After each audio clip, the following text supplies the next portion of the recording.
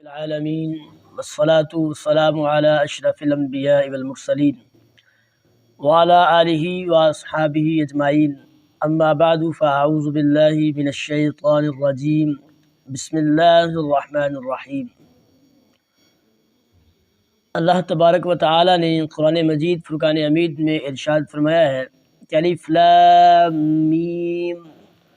ذالک الکتاب لا ریب فیہ ھدی للمتقین۔ وہ بلند رتبہ کتاب جس میں کسی شک کی گنجائش نہیں، اس میں ڈرنے والوں کے لیے ہدایت ہے۔ الف لام میم قرآن پاک کی 29 سورتوں کے شروع میں اس طرح کے حروف ہیں، انہیں حروف مقطعات کہتے ہیں۔ ان کے بارے میں سب سے قوی قول یہ ہے کہ یہ حروف اللہ تعالیٰ کے راز ہیں اور متشابہات میں سے ہیں۔ ان کی مراد اللہ تعالیٰ جانتا ہے، یعنی جتنے بھی قرآن مجید کے اندر الف لام میم صاد حامیم کاف ہا یا عین صاد جتنے بھی حروف مقطعات یعنی 29 قرآن پاک کے اندر آئے ہیں، تو کہتے ہیں کہ ان کا راز جو ہے وہ اللہ تعالیٰ جانتا ہے اور ہم ان کے حق ہونے پر ایمان لاتے ہیں۔ اب یہاں پر حروف مقطعات کا علم اللہ تعالیٰ کے علاوہ کسی اور کو حاصل ہے یا نہیں، یہاں یہ بات یاد رہے کہ اللہ تعالیٰ نے اپنے پیارے حبیب صلی اللہ علیہ وآلہ وسلم کو بھی حروف مقطعات کا علم عطا فرمایا ہے، جیسا کہ اعلیٰ حضرت امام احمد رضا خان فاضل بریلوی رحمۃ اللہ تعالیٰ علیہ فرماتے ہیں۔ قاضی بیضاوی رحمۃ اللہ تعالیٰ علیہ انوار التنزیل میں صورتوں کے ابتدائیہ یعنی حروف مقطعات کے بارے میں فرماتے ہیں کہ ایک قول یہ ہے کہ یہ ایک راز ہے جسے اللہ تعالیٰ نے اپنے علم کے ساتھ مخصوص فرمایا ہے۔ تقریباً ایسی ہی روایات خلفائے اربعہ اور دیگر صحابہ کرام رضی اللہ تعالیٰ عنہم سے بھی منقول ہیں، اور ممکن ہے کہ صحابہ کرام رضی اللہ تعالیٰ عنہم نے یہ مراد لیا ہو کہ یہ حروف اللہ تعالیٰ اور اس کے رسول صلی اللہ علیہ وآلہ وسلم کے درمیان راز و نیاز ہیں، اور یہ ایسے اسرار و رموز ہیں جنہیں دوسرے کو سمجھانا مقصود نہیں ہے۔ یعنی کہا کہ حروف مقطعات ایسے ہیں کہ اللہ تعالیٰ اور اس کے رسول اس کو جانتے ہیں، اور لوگوں کے بارے میں اس کو سمجھانا جو ہے مقصود نہیں ہے کہ اس کا معنی کیا ہے، اس کا معنی جو ہے وہ اللہ تعالیٰ ہی جانتا ہے، اس کا مفہوم کیا ہے وہ اللہ تعالیٰ ہی بہتر جانتا ہے۔ اگر یہ راز کریم آقا علیہ الصلوۃ والسلام کو معلوم نہ ہو تو پھر غیر مفید کلام سے خطاب کرنا لازم آئے گا، اور یہ بعید ہے۔ آخر میں علامہ محمود علوسی رحمۃ اللہ تعالیٰ علیہ آپ فرماتے ہیں کہ غالب گمان یہ ہے کہ حروف مقطعات مخفی علم اور سربستہ راز ہیں جن کے ادراک سے علماء بھی عاجز ہیں، جیسا کہ حضرت عبداللہ بن عباس رضی اللہ تعالیٰ عنہما نے فرمایا، اور خیالات اس تک پہنچنے سے قاصر ہیں۔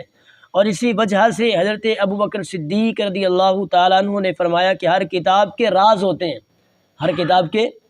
راز ہوتے ہیں، اور قرآن مجید کے راز صورتوں کی ابتدا میں آنے والے حروف ہیں، یعنی جیسے الف لام میم جتنے بھی حروف مقطعات ہیں نا، حضرت ابوبکر صدیق نے فرمایا کہ یہ قرآن پاک کے راز ہوتے ہیں۔ اور امام شعبی رحمۃ اللہ تعالیٰ علیہ آپ فرماتے ہیں کہ یہ حروف اللہ تعالیٰ کے اسرار ہیں، تو ان کا کھوج نہ لگاؤ، یعنی نہ جانچو کہ اس کا کیا معنی ہے، یہ کیوں آئے ہیں، کیسے ہیں یہ، کیونکہ رسول اللہ صلی اللہ علیہ وآلہ وسلم کے بعد ان کی معرفت آپ صلی اللہ علیہ وآلہ وسلم کے علوم کے وارث اولیاء کرام کو ہے۔ آگے وہ فرماتے ہیں کہ کبھی یہ حروف خود انہیں اپنا معنی بتا دیتے ہیں، جیسا کہ نبی کریم صلی اللہ علیہ وآلہ وسلم کے ہاتھوں میں کنکریوں نے تسبیح کے ذریعے کلام کیا، اور گو اور ہرن حضور اقدس صلی اللہ علیہ وآلہ وسلم سے ہم کلام ہوئے، جیسا کہ ہمارے آباء و اجداد یعنی اہل بیت رضی اللہ تعالیٰ عنہم سے یہ بات حروف مقطعات کا علم ہونا صحت سے ثابت ہے۔ بلکہ جب کوئی بندہ نوافل پڑھتا ہے تو قرب نوافل کے درخت کا پھل چنتا ہے، اور ان حروف کو اور اس کے علاوہ کے علم کو اللہ تعالیٰ کے علم کے ذریعے جان لیتا ہے۔ اور جہاں تک اس بات کا تعلق ہے کہ بعض علماء نے یہ کہا ہے کہ اگر ان کا کوئی مفہوم نہ ہو تو ان کے ساتھ خطاب محمل ہے، خطاب کی طرح ہو، یعنی محمل جسے کوئی بات سمجھ نہیں آتی، جیسے ایک با معنی ہوتا ہے اور ایک با بے معنی ہوتا ہے، یعنی جس کا کوئی معنی سمجھ نہ آئے، اور با معنی جس کا معنی کوئی سمجھ میں آ جائے۔ آگے اسی طرح لا ریب فیہ یعنی اس میں کوئی شک نہیں ہے۔ آیت کے اس حصے میں قرآن مجید کا ایک وصف بیان کیا گیا ہے کہ یہ ایسی بلند شان اور عظمت و شرف والی کتاب ہے جس میں کسی طرح کے شک و شبہ کی کوئی گنجائش نہیں، کیونکہ شک اس چیز میں ہوتا ہے جس کی حقانیت پر کوئی دلیل نہ ہو، جبکہ قرآن پاک اپنی حقانیت کی ایسی واضح اور مضبوط دلیلیں رکھتا ہے کہ جو ہر صاحب انصاف اور عقل مند انسان کو اس بات کا یقین کرنے پر مجبور کر دیتی ہیں کہ یہ کتاب حق ہے اور اللہ تعالیٰ کی طرف سے نازل ہوئی ہے۔ تو جیسے کسی آندھے کے انکار سے سورج کا وجود مشکوک نہیں ہوتا، یعنی کوئی آندھا کہہ دے جناب مجھے تو سورج نظر نہیں آتا، تو کہا کہ کسی آندھے کے انکار سے سورج کا وجود مشکوک نہیں ہوتا، یعنی کوئی انسان شک میں نہ پڑ جائے کہ یار واقعی یہ آندھا کہہ رہا ہے کہ سورج نہیں ہے تو آپ مان لیں، کہا کہ یہ مشکوک نہیں ہوتا، شک میں نہیں پڑنا چاہیے ہمیں۔ تو ایسا ہی کسی بے عقل مخالف کے شک اور انکار کرنے سے یہ کتاب مشکوک نہیں ہو سکتی۔ آگے ہدی للمتقین، ڈر والوں کے لیے ہدایت ہے۔ آیت کے اس حصے میں قرآن مجید کا ایک اور وصف بیان کیا گیا، یعنی پہلے کہا کہ لا ریب، اس میں کوئی شک نہیں ہے، کوئی شک نہیں، یہ بھی ایک قرآن پاک ایک وصف ہے۔ اور آگے فرمایا کہ ہدی للمتقین، کہ متقین کے لیے ہدایت ہے، ڈرنے والوں کے لیے ہدایت ہے۔ آیت کے اس حصے میں بھی قرآن مجید کا ایک اور وصف بیان کیا گیا ہے۔ یہ کتاب ان تمام لوگوں کو حق کی طرف ہدایت دیتی ہے اور اللہ تعالیٰ سے ڈرتے ہیں، اور جو لوگ نہیں ڈرتے انہیں قرآن پاک سے ہدایت حاصل نہیں ہوتی۔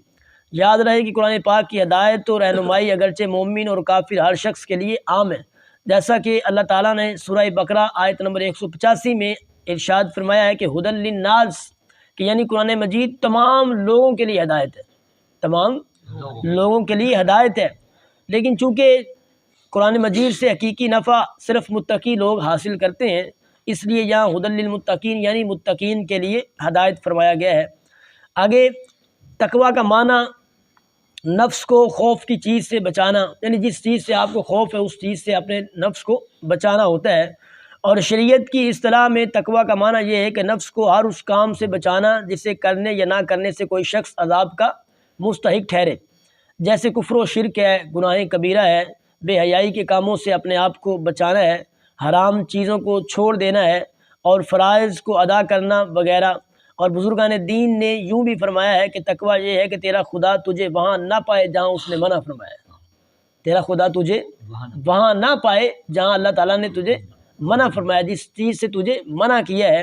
آگے تقویٰ کے حوالہ سے قرآن پاک کے اندر بہت ساری آیات ہیں۔ فرمایا کہ یا ایھا الذین آمنوا اتقوا اللہ حق تقاتہ ولا تموتن الا وانتم مسلمون، کہ اے ایمان والو اللہ سے ڈرو جیسا اس سے ڈرنے کا حق ہے، اور ضرور تمہیں موت صرف اسلام کی حالت میں آئے۔ اور دوسری جگہ فرمایا کہ یا ایھا الذین آمنوا اتقوا اللہ وقولوا قولا سدیدا یصلح لکم اعمالکم ویغفر لکم ذنوبکم ومن یطع اللہ ورسولہ فقد فاز فوزا عظیما۔ فرمایا کہ اے ایمان والو اللہ سے ڈرو اور سیدھی بات کہا کرو، اللہ تمہارے اعمال تمہارے لیے سنوار دے گا اور تمہارے گناہ بخش دے گا۔ اور اللہ اور اس کے رسول کی فرما، حضرت ابو سعید خدری رضی اللہ تعالیٰ عنہ سے روایت ہے، کریم آقا علیہ الصلوۃ والسلام نے ارشاد فرمایا کہ تمہارا رب ایک ہے، تمہارے باپ ایک ہے، اور کسی عربی کو اجمی پر فضیلت نہیں ہے اور نہ ہی اجمی کو کسی عربی پر فضیلت ہے، نہ گورے کو کالے پر فضیلت ہے نہ کالے کو گورے پر فضیلت ہے، ہاں صرف تقویٰ ہے، مگر صرف تقویٰ ہے، کسی کالے کو گورے پر نہیں، گورے کو کالے پر نہیں، کسی عربی کو اجمی پر نہیں، اور کسی اجمی کو عربی پر کوئی فضیلت حاصل نہیں ہے۔ اگر کسی کو فضیلت حاصل ہے تو صرف تقویٰ ہے۔ حضرت انس رضی اللہ تعالیٰ عنہ سے روایت ہے، کریم آقا علیہ الصلوۃ والسلام نے ارشاد فرمایا ہے کہ تمہارا رب ارشاد فرماتا ہے اس بات کا مستحق میں ہی ہوں کہ مجھ سے ڈرایا جائے، اور مجھ سے ڈرے گا جو مجھ سے ڈرے گا میری شان یہ ہے کہ میں اسے بخش دوں گا۔ آگے مختلف جو ہے وہ تقویٰ کے مراتب بیان کیے گئے ہیں۔ کہتے ہیں کہ علماء نے تقویٰ کے مختلف مراتب بیان فرمائے ہیں، جیسے عام لوگوں کا تقویٰ ایمان لا کر کفر سے بچنا ہے، متوسط لوگوں کا تقویٰ احکامات کی پیروی کرنا اور ممنوعات سے رکنا، اور خاص لوگوں کا تقویٰ ہر ایسی چیز کو چھوڑ دینا جو اللہ تعالیٰ سے غافل کرے۔ امام محمد رضا خان فاضل بریلوی رحمۃ اللہ تعالیٰ علیہ کے فرمان کے مطابق تقویٰ کی 7 قسمیں ہیں، یعنی کفر سے بچنا ہے، بد مذہبی سے بچنا، کبیرہ گناہ سے بچنا، صغیرہ گناہ سے بچنا، شبہات سے پرہیز کرنا، نفسانی خواہشات سے بچنا، اللہ تعالیٰ سے دور لے جانے والی ہر چیز کی طرف توجہ کرنے سے بچنا، اور قرآن عظیم ان 7 مرتبوں کی طرف ہدایت دینے والا ہے۔ اللہ تعالیٰ ہمیں متقی اور پرہیزگار بننے کی توفیق نصیب فرمائے اور ہم سب کا حامی و ناصر ہو۔